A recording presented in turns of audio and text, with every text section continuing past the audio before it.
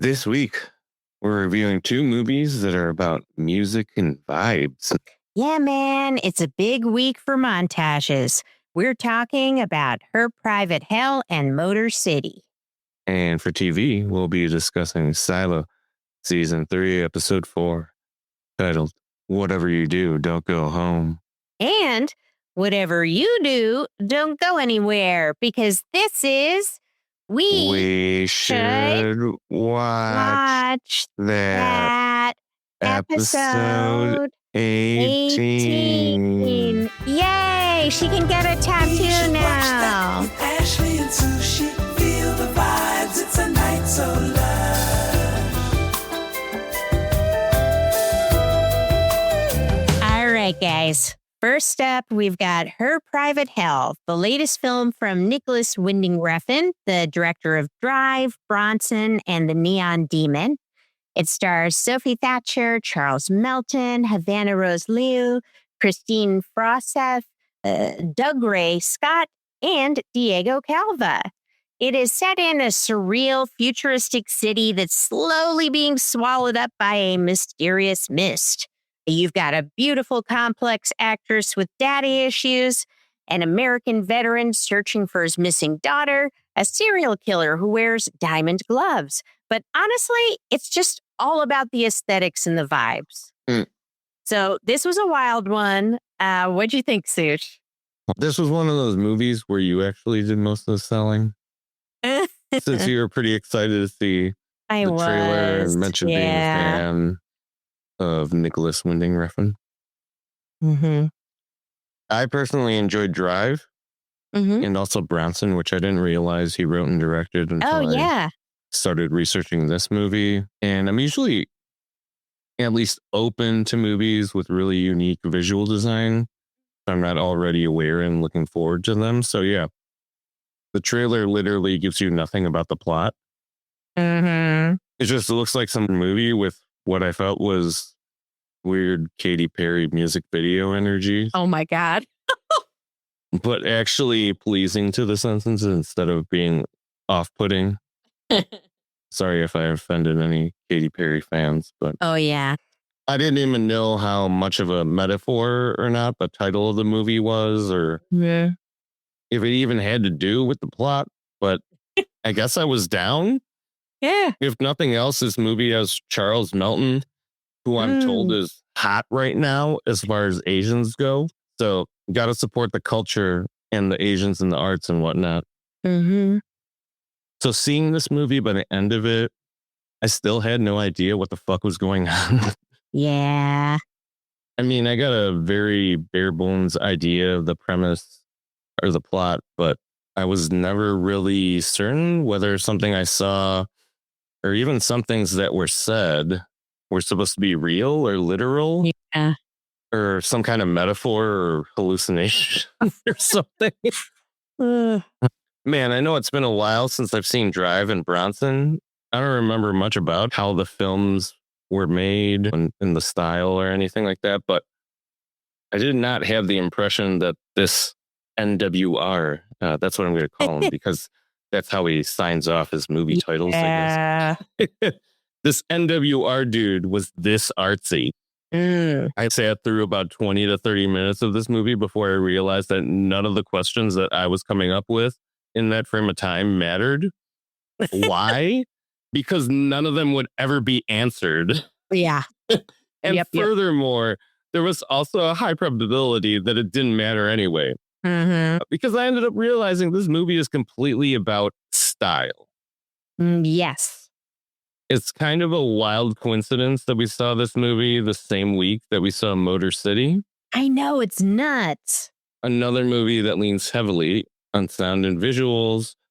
While that movie leans into those elements to show the grittiness of reality in 70s Detroit, this movie goes in the completely opposite direction and shows a weird, ethereal, sexy, scary dreamscape, which ultimately led me to interpreting this as some weird, horny space murder mystery.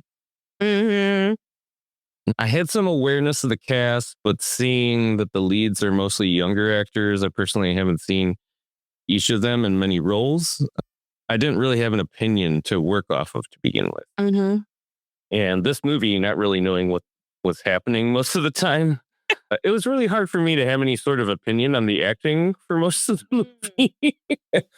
With that said, Sophie Thatcher was a good pick for the lead, but I only recall seeing her from the movie Companion with Jack Quaid, I think it was. Yes, she's also in that Mormons going door to door and something goes awry movie. Oh, with Hugh Grant, right? Yeah. That one. So yeah, if you've seen her in other stuff and wonder why I kind of sound like I have no idea what I'm talking about, man, this movie just kind of messed with my head. That's probably why. Yeah, it'll do that. But I do think she has a very unique, kind of gloomy, goth adjacent aesthetic that I think lent well to this specific visual style of this movie. Charles Melton, I literally only know of him because I'm Asian and I follow and support other Asian entertainers. But he's got a very chiseled look overall. Like, dude's face is mad angular. He's ripped and he looks greased up under neon black lights in this movie.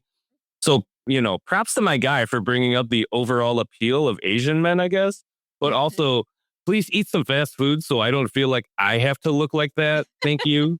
Then Havana Rose Liu, she's literally popping up in everything we've seen lately. I swear, first Lurker, then Tuner, then Power Ballad, and now this movie. Wow, true. Yeah. But okay, she's pretty versatile. And in this movie, they give her an actual character with a personality. Even if he is arguably sloppily written, who knows what, if any, guidance was provided for it. But she gets to be something other than the girlfriend or love interest who reacts to things the lead does. Right. Which is pretty much all she did for 2 out of the 3 movies I've seen her in. So, yeah, good to her.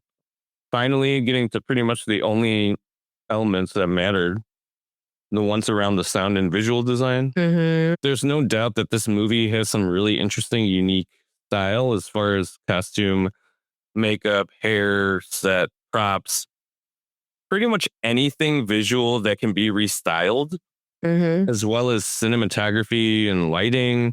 It's definitely what some people would refer to as a feast for the senses. Ooh. And if that's what you're looking for from a movie, then I really do think this movie delivers. One small warning, though, if you're one of those people who can get eepy during kind of slow burn, dimly lit scenes, maybe you don't see this if you're tired, and maybe get a caffeinated beverage ahead of time, because as someone who personally doesn't get tired during most movies, my eyelids were admittedly getting heavy at certain points.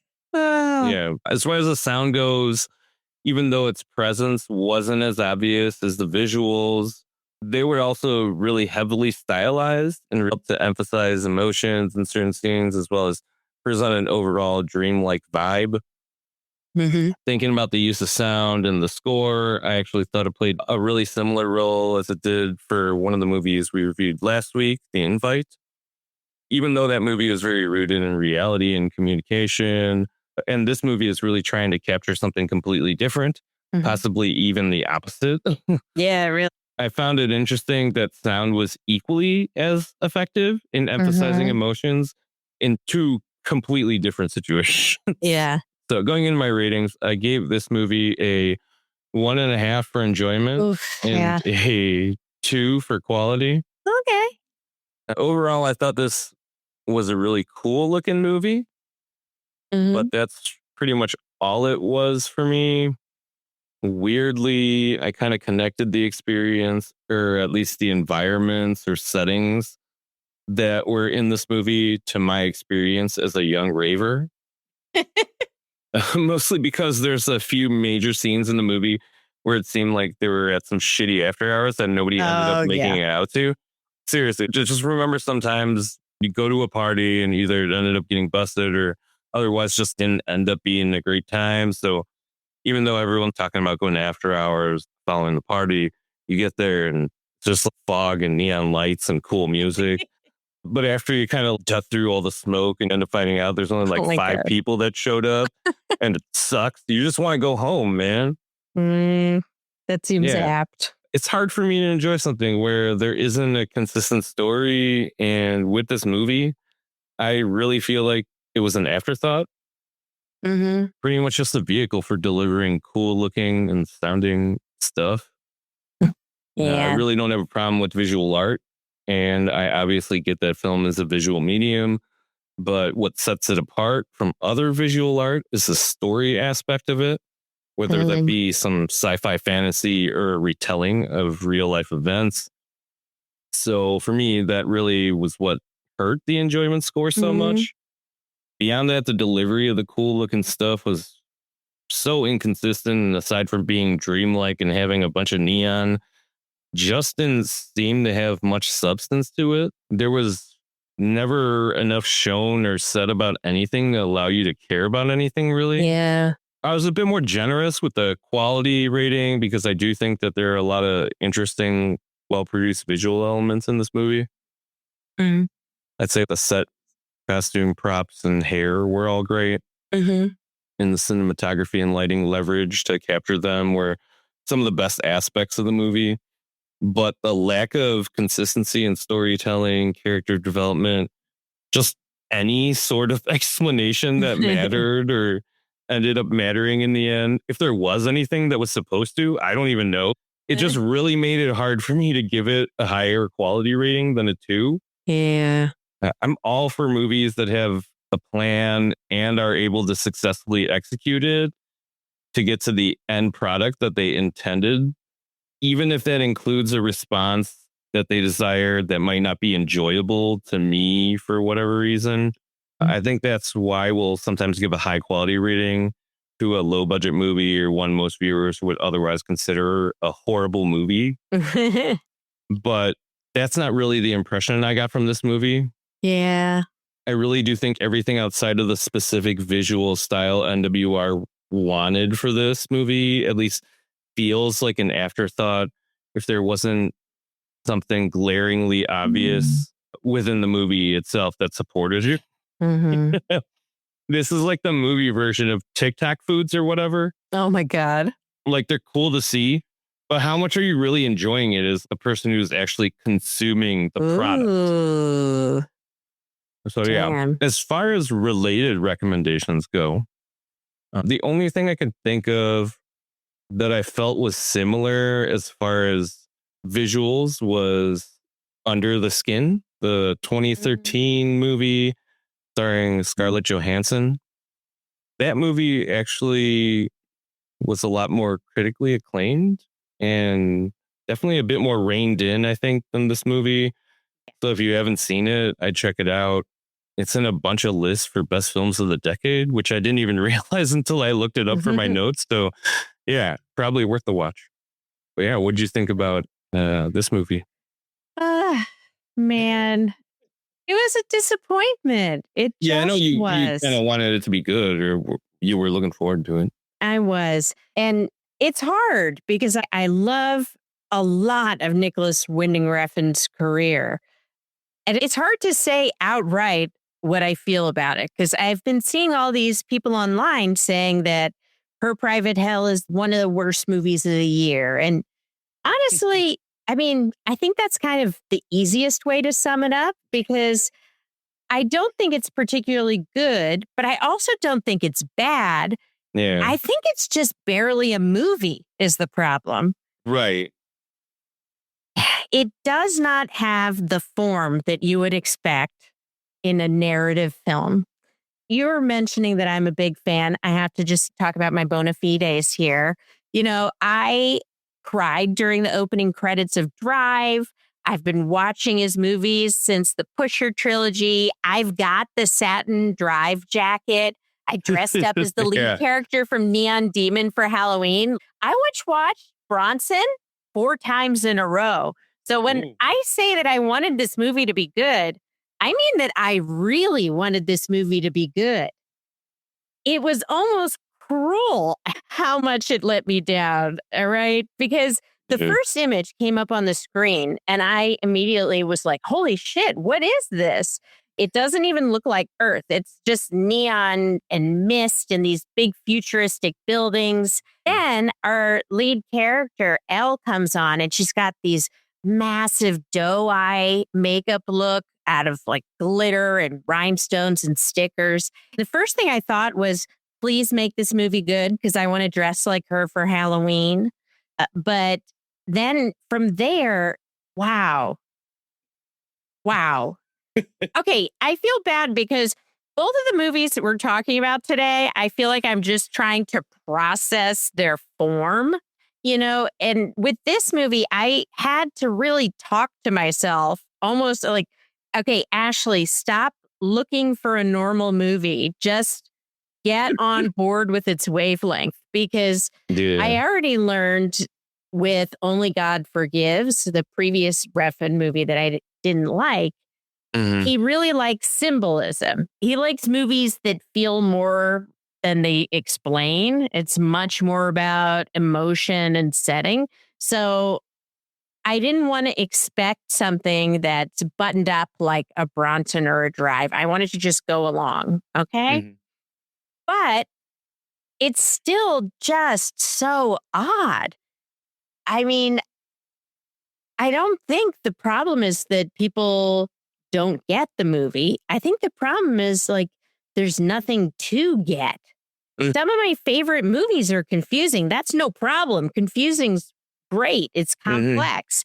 So I started to think of the movie more as visual art, but then I thought, you know what? Even when I look at a painting, I usually walk away feeling like I know what it's a painting of. And about halfway through this movie, I was like, okay, I'm not going to understand what it's about. It's not going to have a normal movie setup. You have to completely let go of those expectations.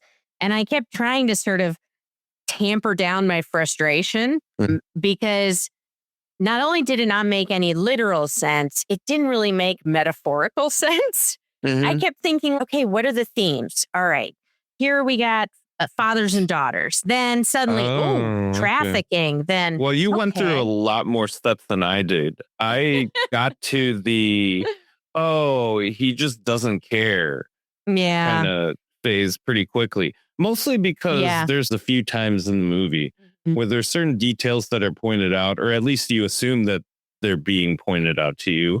So you retain the information, assuming that something is going to be revealed about it or that it's going to be a callback later on. And then it never does.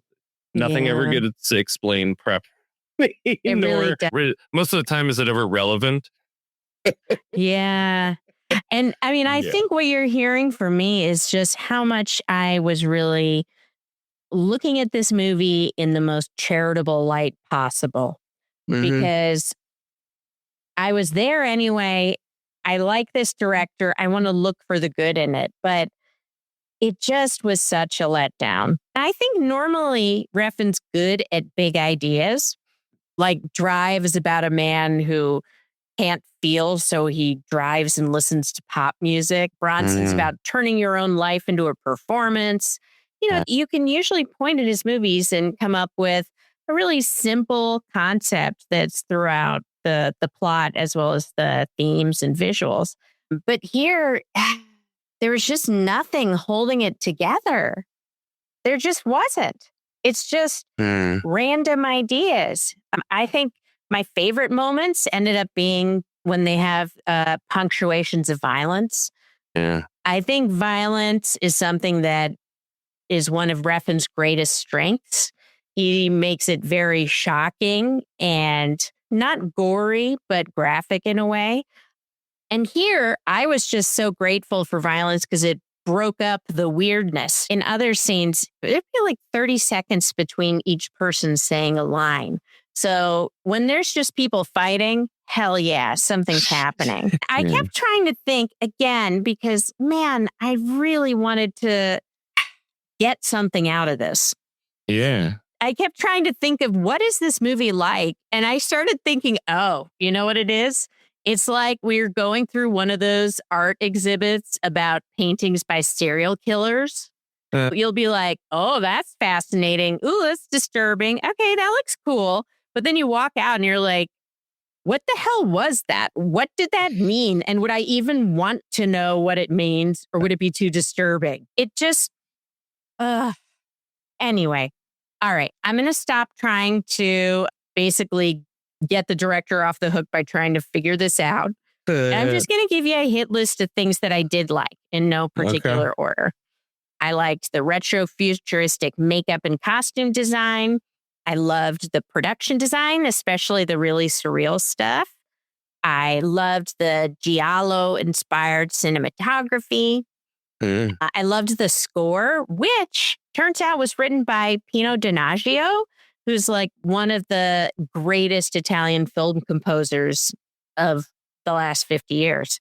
I loved all the performances. I especially liked Sophia Thatcher and Havana Rose Liu, because I think they get to do some weird stuff. And okay, maybe this is still my best. There was a really great joke where one character says, "You're like the little match girl, Hans Christian Andersen." And the other girl says, "Oh, I don't know that one. I don't listen to European music." So, yeah. All right. Would I recommend seeing this in theaters? No. But, if it's out on streaming and you're having a house party, put it on in the background. It's going to be a weird thing for people to see, and it'll look cool. So my scores, I gave it a double deuce. I gave it a 2 for a drive-in because I was able to get some aesthetics. And quality, I gave it a 2. Is the script, basically non-existent? Yeah, I can't give it a high score. But I gave it a 2 for the level of craftsmanship and artistry that it goes into all the production design, music, etc. All right. Well, damn it, Nicholas Winding Refn. Pull it That together sounds next like time. it was your private hell. It was my private hell, Sushi. I don't want to be let down by my faves. Okay, next up, we're talking about Motor City, the latest film from Old Henry director Pazzi Panciaroli. And it's one of the more unusual movies I've seen in the action realm. It's starring Alan Ritchson, Ben Foster, and Shailene Woodley. It's built around a pretty wild filmmaking experiment that we'll get into in a minute.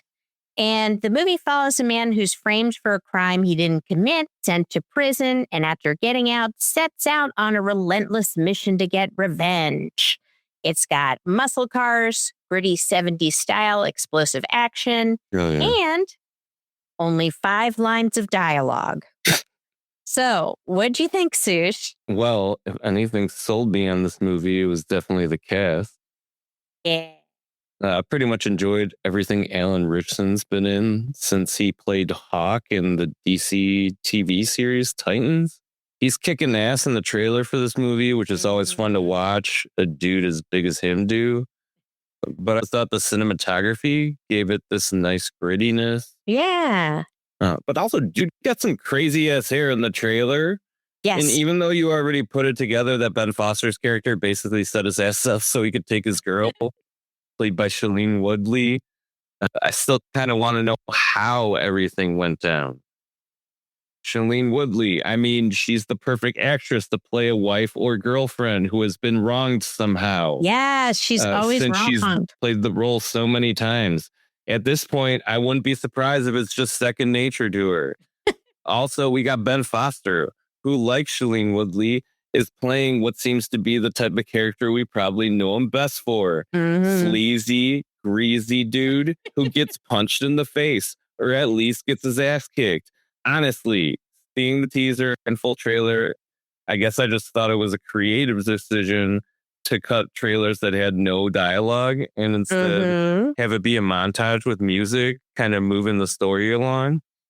I think it wasn't until we decided to go see it and I happened to watch Alan Ritchson on some late night talk show appearance that I found out that the movie, in fact, only had a few lines of dialogue and was mostly driven by music and action, which I thought was a cool idea. But I was also reasonably skeptical about how good the movie would end up being And after actually seeing the movie, I don't think I was entirely wrong to feel that way. Yeah. I think at the start of the movie, I realized I still had no idea who actually directed or wrote this movie, Ugh. which reminded me, I did think it was kind of interesting that there really wasn't any attention drawn to the filmmakers in either of the trailers. Mm. After looking into the production of this movie, holy shit. Yeah, I'm not surprised at all. Apparently, the script was in the 2009 blacklist, but went through production woes for years. Seems like big name directors and actors were attached to it at different times, but as it changed hands, it seems like interest kind of waned in it. And it didn't ultimately have a finalized director and cast attached to it until it started filming in 2024. Oh, yikes. This just seems like one of those highly original scripts that maybe was a lot of hype around, but over time, maybe the people attached to it started realizing how difficult it would be to deliver an end product that has almost no dialogue. I mean, after a few well-known producers and directors were attached to the movie, this movie ultimately ended up with Pazzi Panzaroli, a director that's only been credited in 4 films, one of which isn't out until 2027. I don't think the movie was a flop, though. There's a lot that was enjoyable and entertaining about this movie, and I think it does owe a lot to the lack of dialogue and emphasis on music and action to carry the story. So even if the execution wasn't perfect, and there's a very noticeable difference in how this movie feels overall compared to a more typical Hollywood movie studio offering, I definitely found more value in seeing a movie like this actually being made than not. So I really think it could lead to similarly styled movies in the future that could eventually get the formula right. With that said, I really have to give it up to the cast because even though the movie was also being carried by the soundtrack and visual design, it ultimately was the actors that I think kept this from being a complete failure. Yeah. Yeah, I mentioned Alan Ritchson, Shailene Woodley, and Ben Foster when I talked about my experience before seeing the movie. Their characters are pretty much the same ones that you were introduced to in the trailers. The love triangle they have is crazy as fuck, but hey, it really fits the feel of the movie. Beyond them, I guess I didn't notice Pablo Schreiber in the trailer. He's in the movie too. If you liked his grittier roles, like the one he played in Den of Thieves, I think you'll really enjoy him in this. He has one of the best elevator scenes I've ever seen. Oh, damn, yes. I can't really elaborate, so all I can say is it's wonderful. Also happy to see Lionel Boyce in yet another kind of big supporting role this year after seeing him in Project Hail Mary. Even though I don't watch it, I know he's had a major role in The Bear. So just happy to see him move into roles like that after being on Loiter Squad with Odd Future years ago and mostly knowing him from that personally. And for a movie where so much has to be conveyed with looks, it was amazing to be blessed by a rare appearance by the anti-crypto king, Ben McKenzie. As many out there probably know, Ben played a character named Ryan Atwood on a little teen drama called The OC. But if you didn't watch the show or you don't remember, his character on the show actually was known for conveying a lot with just a look. Yes. It was seriously such a big part of his character that one of the other characters has a whole scene pointing it out to his parents. So yeah, if he wasn't cast because of that, it almost makes it funnier to me that he ended up in this role because that show was on for a while and this kind of acting was kind of his thing for a while. Oh, man. Moving on to the sound and visual design of the movie. Sound for a movie like this is tricky because there was a clear effort to avoid using dialogue. The soundtrack is solid, but outside of that, the sound design takes some getting used to. Yeah. And sorry if this is spoilery at all. It's not plot related, but it's not as if the characters are consistently carrying on in conversations and the music is just always playing over the top of it, like a video montage or a music video.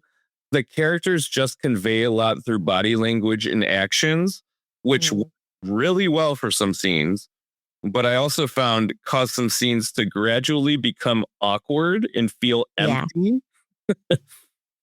Luckily, you hear a lot of breathing too, with the exception of one very WTF makeup effects moment near the end of the film, which I'm fairly certain will stand out for anyone who sees the film and has eyes. The visual design of the movie was a lot stronger than it was for the sound, actually. But unfortunately, while the quality is really apparent across the cinematography and the set and costume design, really capturing the vibe and the look of 70s Detroit, I can't say any of it seems that original or innovative in how it's being captured. I mean, sure, again, it is original that this movie doesn't really have dialogue, but is everything else in the movie so high quality or innovative that you can forget or even completely be fine without any dialogue? No. And I think ultimately that's the question I kind of ended up asking myself when I was trying to assess this movie. So going into my ratings, I gave this a 3.5 for enjoyment and a 2.5 for quality. I had a weird overall experience with this movie because I was going in just focused on and kind of looking forward to the Alan Ritchson revenge story angle before and seeing the rest of the cast do their thing until I realized how many challenges come with making a movie based on a script like this. Yeah. And then actually viewing this end product. I'm sure this wasn't surprising, but the cast was mostly what led me to giving this movie a 3.5 enjoyment score. There's no doubt that without these actors, the filmmakers wouldn't have been able to capture the scenes they did in order to showcase how good the cinematography or pairing of the soundtrack to the action could be. I think a lot of the action scenes were definitely exciting. Alan Ritchson definitely helps in that department, but luckily he's also emotive. Most of the other actors are playing characters that are similar to others. So it's not like they're doing anything that we haven't seen before. Yeah. But the upside is that the characters they're specifically playing in this movie are arguably probably the ones they're kind of known for as far as their best work and portrayals go. Quality, I gave it a middle score, mostly because I definitely didn't think this movie was perfect. Yeah. But the awareness of how much this script went through before the movie actually got made over a decade later was what saved it from a harsher critique, I think, for this rating. This movie was no small feat for anyone, especially a director who had directed less than half a dozen films. So really, I'm just glad someone took a shot at this because maybe, like I said before, it'll lead to something structurally and artistically similar, but maybe just stronger and more satisfying in the future. As far as my related recommendation goes for this movie, it's kind of a wild one, but mostly I was thinking about the cast, the music, and the stylized action and how central that was and kind of how they had the same emphasis for this other movie I thought about. Except obviously this other movie is more fun and camp, and that would be 2000's Charlie's Angels movie. Oh my God. Starring Cameron Diaz, Drew Barrymore, and Lucy Liu, featuring the Destiny's Child song Independent Women Part 1. Ooh, I do like that song. Yeah, I just remember the soundtrack and action really being a huge part of this movie. But also, these ladies were all kind of at high points in their careers when this movie came out. So I thought that also lined up with how the cast in this movie was really the strong selling point of it as well. I mean, sure, there's dialogue in Charlie's Angels, but honestly, does anybody really remember what it was? It's pretty much like the same movie, right? Oh, yeah, just the same. I don't know. What did you think of Motor City? Well, I was going to say it was a weird one, but we just talked about an even weirder movie. But my experience was kind of strange because I was expecting a straightforward revenge tale. Sure. So, like 10 minutes into the movie, I realized, wait a minute, something's off. And then I was like, wait a minute, no one has talked yet at all. So I didn't know going in that it was going to have this minimal dialogue. And when I realized it, I wasn't totally bothered. I just was like, oh, this will be interesting. Okay, this could work for me. But as time went on, I realized that I wasn't really paying attention to the movie as much as I was thinking through how the movie was being affected by its form. So it's like I stopped watching the story and just watching the problem they were trying to solve. So every new scene, I was like, what are they going to do? Okay, police station. How are they going to do an interrogation without dialogue? Oh, okay, like that. All right. Relationship fight. Oh, okay, cool. What's their relationship? Oh, I don't know. I can't.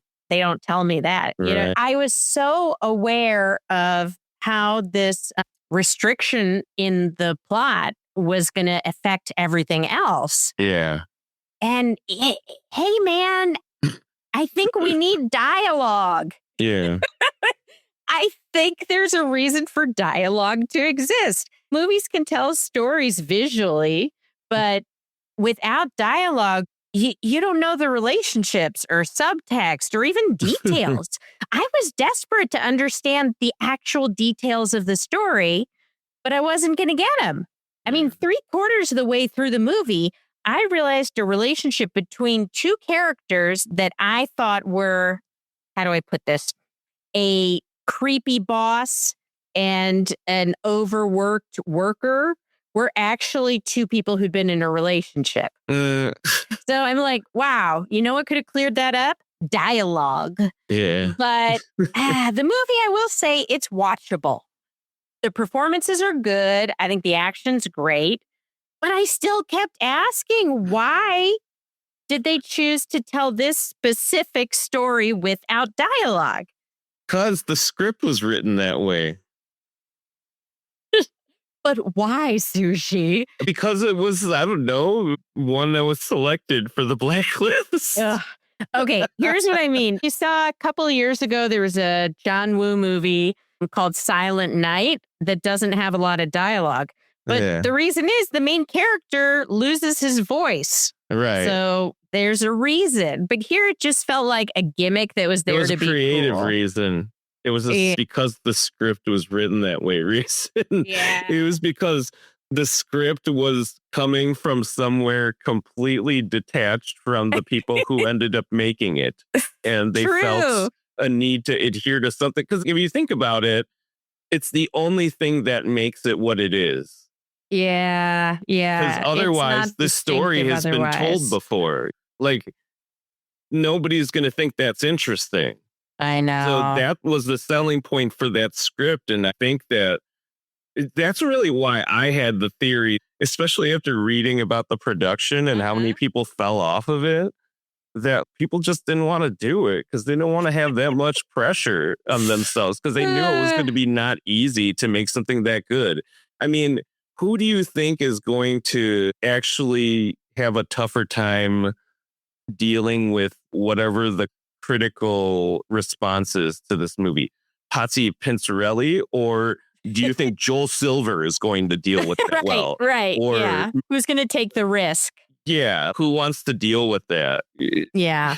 So I think it makes a lot of sense that this ended up with the people who were in it, because I feel like these are actors who are playing characters that they're used to being seen as. It's interesting. I can't remember if it's the director or the writer, but I remember one of them talking about how this idea of the no dialogue works because it's a story that's formulaic. It's like a genre story featuring archetypes that people already know. Right. And then in casting, they cast people who are already stereotyped in those archetypes. Exactly. But they're also spectacular actors. And that's what I think sets this apart the most. I think that's And I Like think you that's were why saying. it works. I Yeah. mean, for what works from it, it Uh-huh. really owes it to the actors because, yeah, like I was saying, without them, you don't have the other stuff that makes it good. You can't shoot Yeah.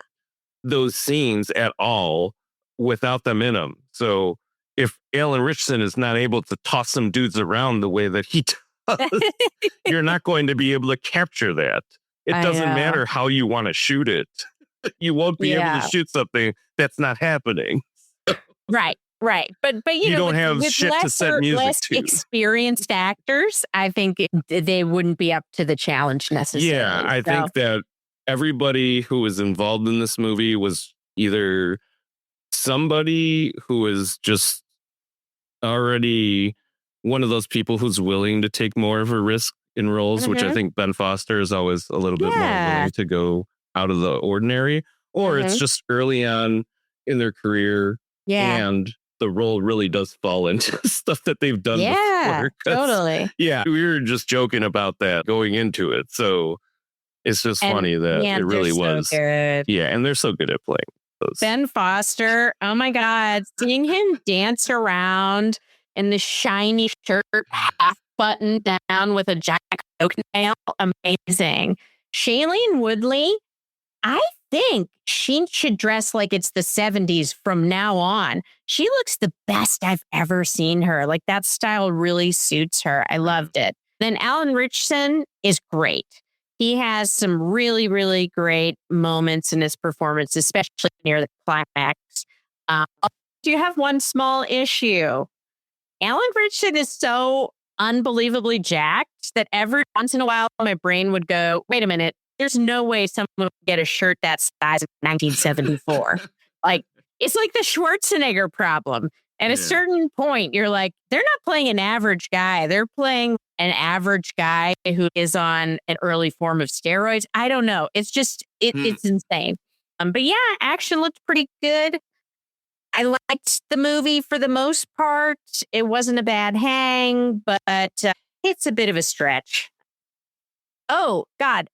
Yeah. And the ending. Sush touched on it, but the ending is so nuts. So here's my advice. When you see the movie, you know how sometimes the movies, you think the credits are going to roll, but then there's a surprise second ending? It's like that.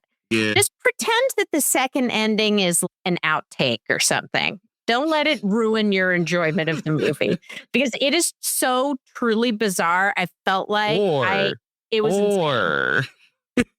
If you're like us, just find extreme joy. Yeah, I did find some crazy. I do love being surprised by something insane. And this week we were surprised by a lot of insane things.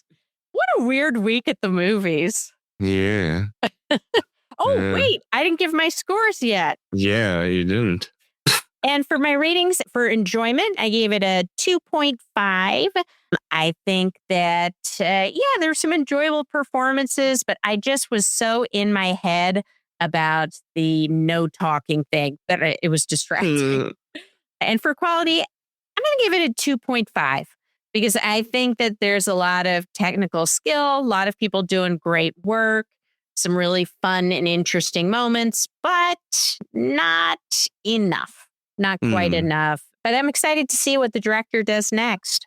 Cool. So 2 movies where you can play them in the background if you have a get together at your home. Oh my God. Yes. And both will be excellent sleepy streamies if you need something to watch with one eye closed while you're falling asleep, like I like to do. Good point. All right. Hey, Sush. Yeah. What's up? Who do you think dug that hole? Oh, well, I think actually your buddy Daniel in the flashback timeline. From what show is that?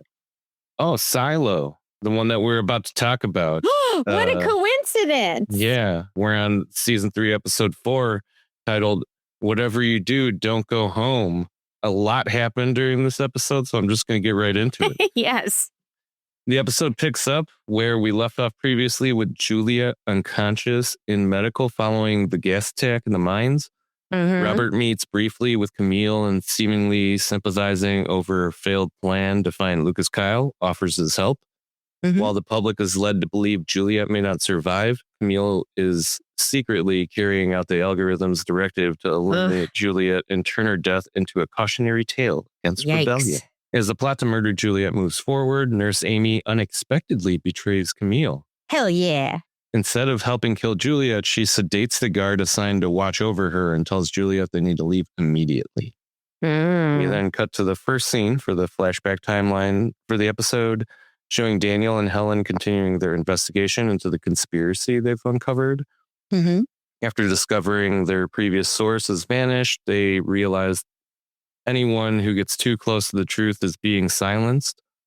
Helen tells Daniel they need to get somewhere safe, saying she knows someplace, but asks him not to arrive until 10 p.m.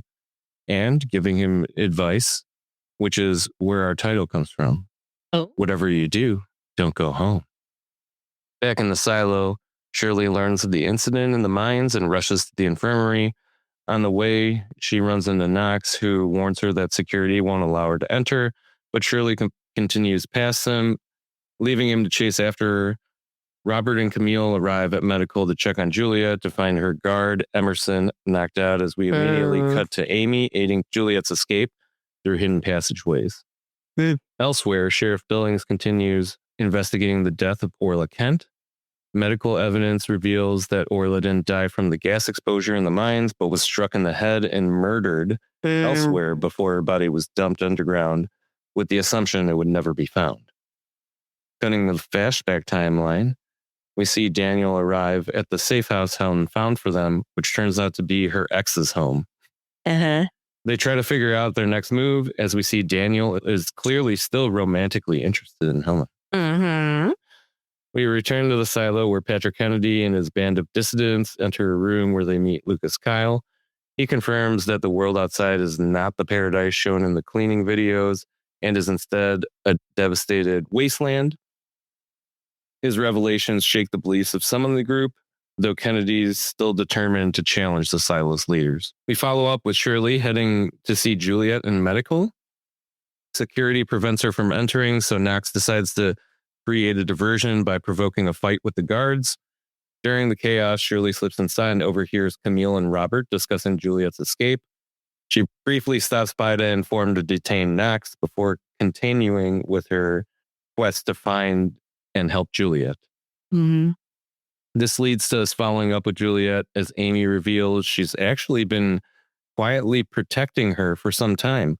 She tells Juliet that she had already been reducing the dosage of the memory-suppressing drugs in hopes of helping her recover lost memories, even before she decided to stop taking them. Juliet wants to know who asked Amy to help, but Amy tries to get her to realize it may not be the best time for that talk, given raiders are still pursuing them. Yeah, true. Catching up with Billings, we see him arrive at Supply to meet the head of Supply, Carla McLean. He has a chance encounter with Orla's boyfriend, Mike Davidson, who happens to be walking his dog and seems incredibly relaxed considering his girlfriend has been missing. Billings, noticing this, actually questions him about it, but Mike just responds that Orla was more independent than others, including her own family, might have known, before walking past Billings and just continuing to walk his dog. Juliet and Amy continue to evade the raiders, but they're beginning to close in, resulting in Amy making a split-second decision to draw the raiders away from Juliet. She tells her to wait until the coast is clear, then to head down to the pump room on 76 before we see her take off and eventually get arrested by the raiders. We return briefly to the flashback timeline where we see Helen awaken, realizing Daniel has left. She assumes he's been scared off, but soon after we actually see Daniel return with breakfast and good news. He scheduled them to meet with a friend who works at the Pentagon, hoping they can help assist further in the investigation. Back at the silo, we see Juliet arrive at the pump room, but as soon as she enters, she's surprised by Robert Sims, pretty much appearing out of nowhere. Although Sims seems like he actually is trying to help her, Juliet no longer trusts him and flees. Shirley catches up with her, and after Juliet asks for help, claiming she saw Lucas Kyle heading towards the sealed-off digger void, Shirley decides to help her get there. In the flashback timeline, We see Daniel and Helen arrive at the Pentagon where they meet with Daniel's friend Sam. While Daniel was hoping Sam would be able to help, once Daniel details everything they've uncovered and encountered, Sam seems hesitant to potentially put his family at risk and ultimately refuses to help. Soon after Sam leaves, Helen and Daniel are approached by a man, the same suspicious man that each of them both recognize from completely separate encounters. Daniel from the funeral of Charlotte's fellow pilots, and Helen at the offices of the job she was recently fired from. And the man requests to meet with them. At their meeting with the man, though, it's quickly confirmed that the people he works for are responsible for the conspiracy they've begun to uncover, as he attempts to buy their cooperation by offering career opportunities, financial assistance, and medical help for Daniel's sister. Helen briefly considers accepting the deal, but Daniel remains committed to uncovering the truth, leading to the two of them parting ways. We see Juliet and Shirley hiding out during their journey down to the Digger Void, where Juliet takes a moment to update Shirley on everything she's been going through, revealing that she does seem to have some memories, or at least a feeling that they were close. When Shirley spots and calls over a man named Ossie, it's revealed that they're waiting for help to cross the gap, to which he agrees. And as this is happening, we see one of the dissidents hiding nearby, eavesdropping on the conversation. She returns to update Kennedy. Lucas overhears this and tries to go after Juliet, but Kennedy stops him. However, Lucas is eventually able to convince him to join in on the effort, revealing that Juliet recognized him when he tried to save her earlier, and reasoning that her other memories might also return. Elsewhere, Billings makes his way to the office of the head of supply, still hoping to meet with Carla. She doesn't show up, but the former Shadow, Glenda, happens to turn up. As Billings interviews her, it becomes clear that several potential witnesses have either disappeared or seem to be withholding information. We follow up with Juliet and Shirley as they reach the Digger Void, which seems to hold some connection to Juliet's growing suspicions and fragmented memories. And they discover that the area is not as sealed as everyone believed. Shirley keeps watch as Juliet ventures deeper alone. In our final flashback timeline scene, we see Daniel return to his office. He gets a call from a secure line that ends up being from Sam, telling him that he decided to look into what Daniel shared with him and that he found something that he isn't going to believe. From there, we cut directly to Helen at her ex's home, with Daniel appearing at her door soon after. He tells her about his call with Sam, asking for her help, which she agrees to, and they take off together in a minivan to continue their investigation. Man. This episode ends with Juliet venturing further into the Digger Void, and she finds signs that someone has been living there. Pulling back a curtain, she comes face to face with a shocking figure, Bernard Holland. Presumed dead since the end of the previous season. He's alive, but badly burned. Bernard greets her, ending the episode on its biggest cliffhanger yet, and raising entirely new questions about who has been manipulating events inside the silo. Oh, Ashley, what did you think? Oh, my God. Well, this was a big episode for what I like to call hiding and discovering shit. You've got Juliet running from people in power while trying to uncover the truth. Then in DC, you've got Helen and Daniel doing the same thing, basically. Yeah. And they're both literally hiding. They're both uncovering truth. I love it. I'm really eager to see what's going on in DC. So much happened. I can't even cover it all. I'm just going to go into my things that stood out the most. Because with the DC storyline, at the beginning of the season, every time we cut there, I'd be like, okay, I get where you're going, but I felt like it wasn't moving fast enough. Right. But now, wow, the walls are closing in. People are getting threatened. They're getting closer to whatever the conspiracy's about, and I'm pretty hooked. I thought it was interesting that the way he phrased it when he was giving them the offers was Helen could get a job, but then for Daniel, he said basically they're going to yank away the care for his sister. So I thought that was interesting way that they went at them in basically the same way. They're threatening her career if she doesn't take the job, I'm sure, implicitly. So I thought that was interesting. It's basically just really clear that they have something to lose. And since the storyline just started, I've been trying to figure out, man, how does this all fit together? Yeah. Like, I just want to know, someone tell me, how did the silos start? Right. Who were the founders? How does this connect to any of that? How does the algorithm fit? Like, what is the algorithm? And every episode, where is the, why who is the algorithm? When is the algorithm? But yeah, it's like they answer one question and I'm like, hell yeah. Then something happens and you're like, oh, well, now I have 10 more. But actually, I think probably my favorite scene is just this little moment when Lucas Kyle is trying to convince Patrick Kennedy that the outside is actually dangerous. Yeah. Patrick's like, I saw the tape. And Lucas is like, yeah, the tape is fake. They projected it into the helmets. And I'm like, how do you even argue with that? Like, both of their sides would sound crazy if you didn't know what they know. It's like they're at such an impasse. I thought it was a cool sci-fi problem because you can't really identify much information here or even have the background knowledge to understand things. But I thought, ooh, okay, we're getting into misinformation and opposing sides that can't see the other way. I'm like, this feels very political and modern. I was also pretty fascinated by Sims, Robert Sims, Camille, in this episode, because I just don't know where they're taking him entirely. I don't either.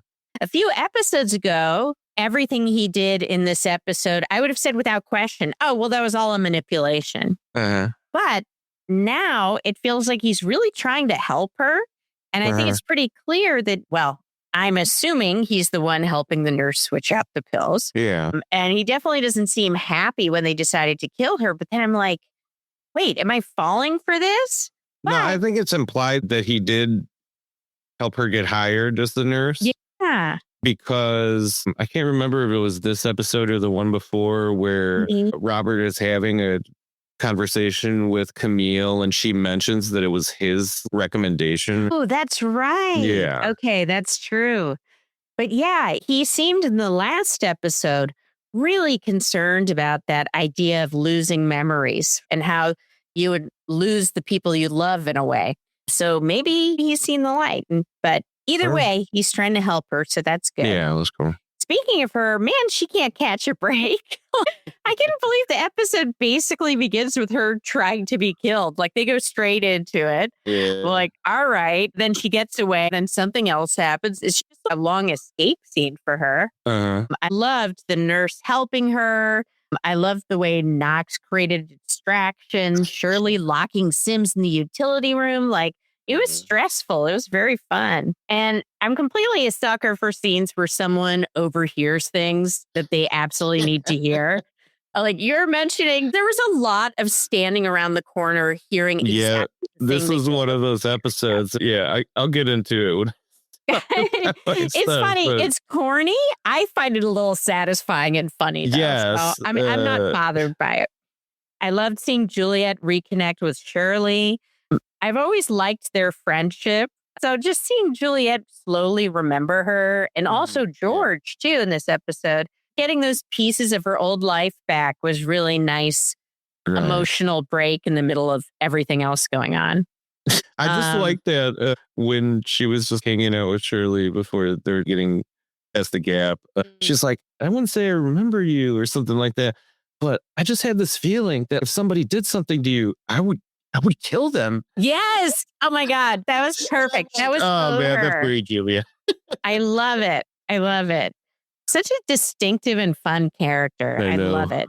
You know, one thing that kind of surprised me, a feeling that I had watching this, when the nurse revealed that she'd been switching out Juliet's pills earlier, I was like, oh, cool reveal. But then I felt a little bummed because the first couple episodes, I kept thinking, wow, the power of Juliet's personality and stubbornness means that she can resist these pills.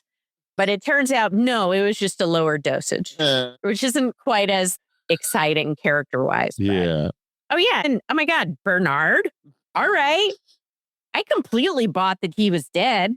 I should have known because they don't really show you his body for sure. Like when they show it, they're showing it in the context of someone telling a story. There's a YouTuber that I watch that talks about the show.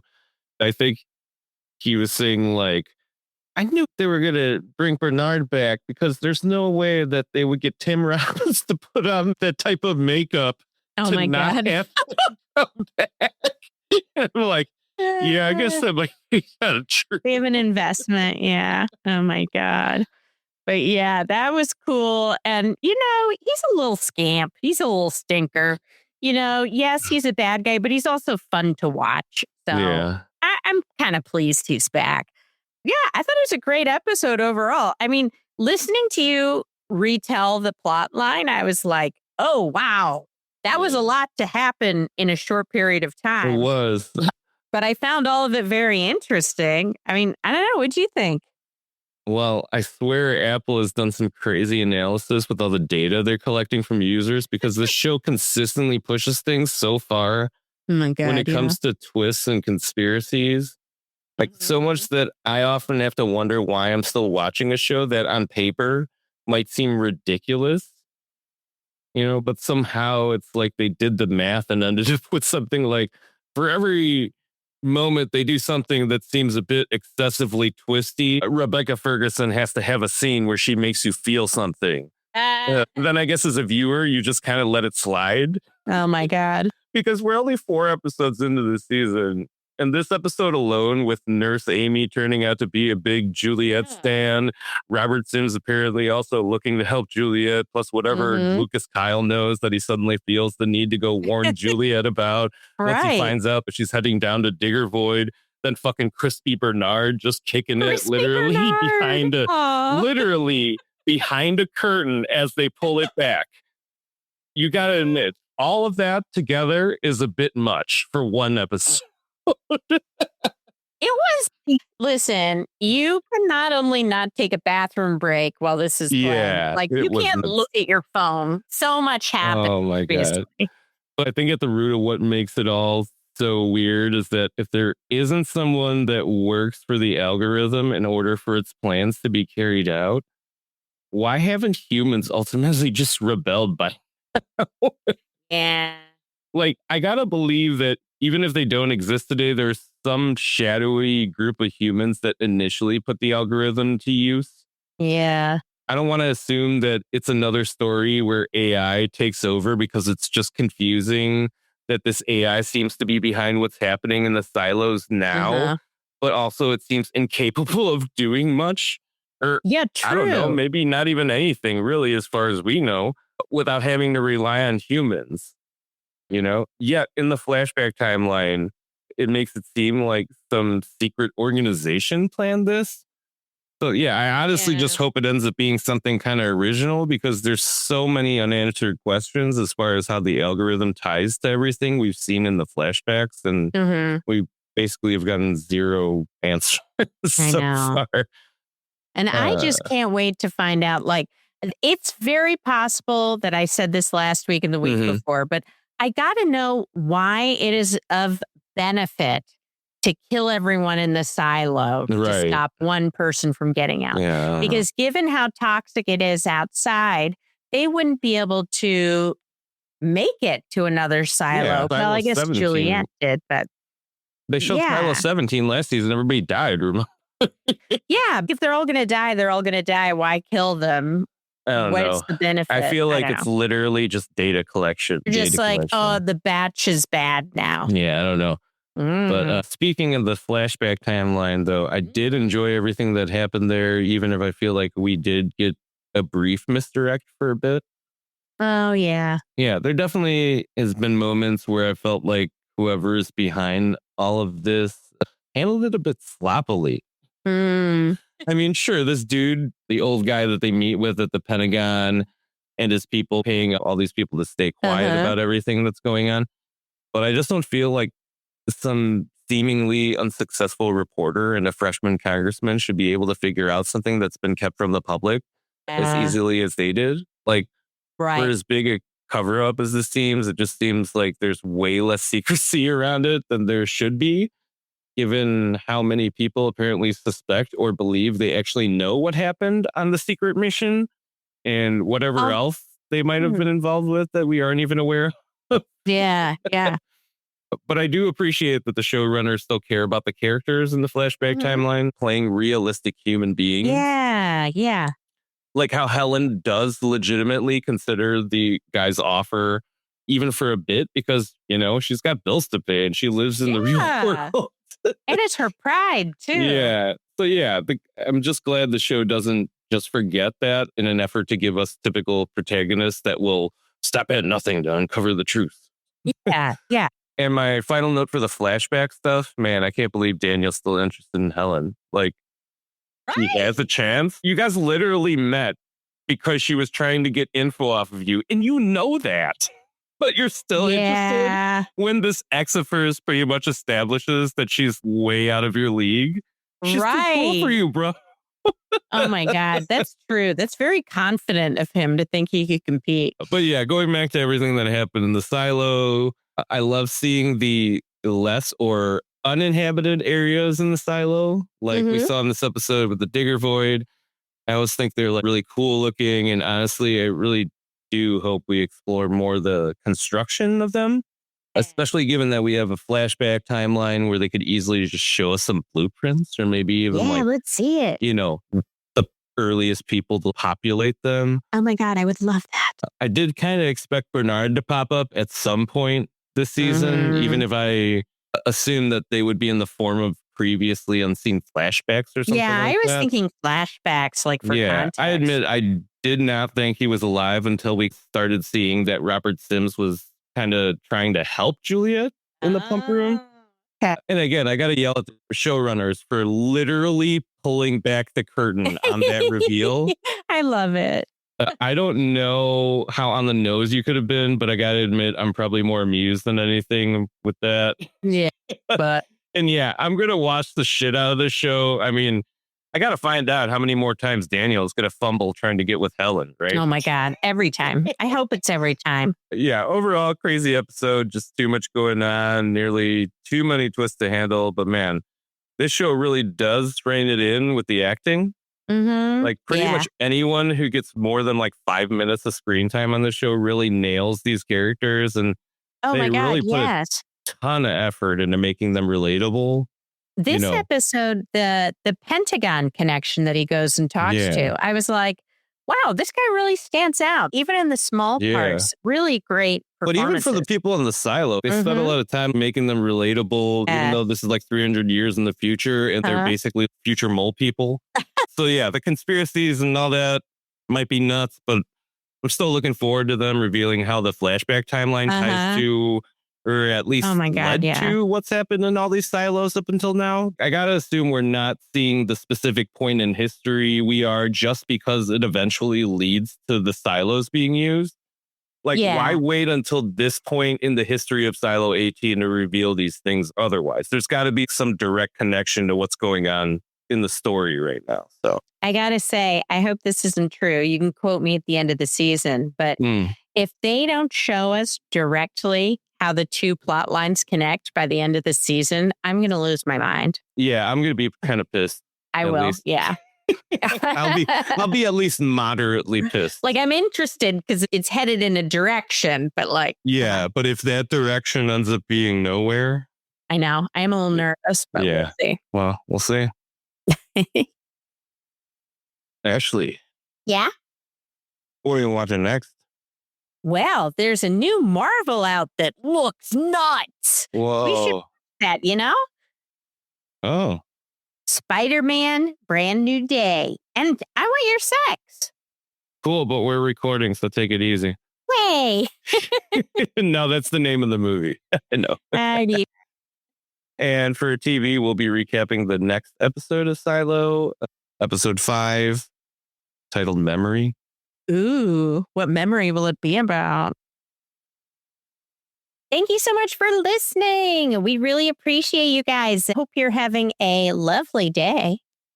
And make sure to subscribe, Ooh. rate, and review. Yeah. Positive. Like, I was positive Ben Foster was going to get his ass kicked by someone in Motor City.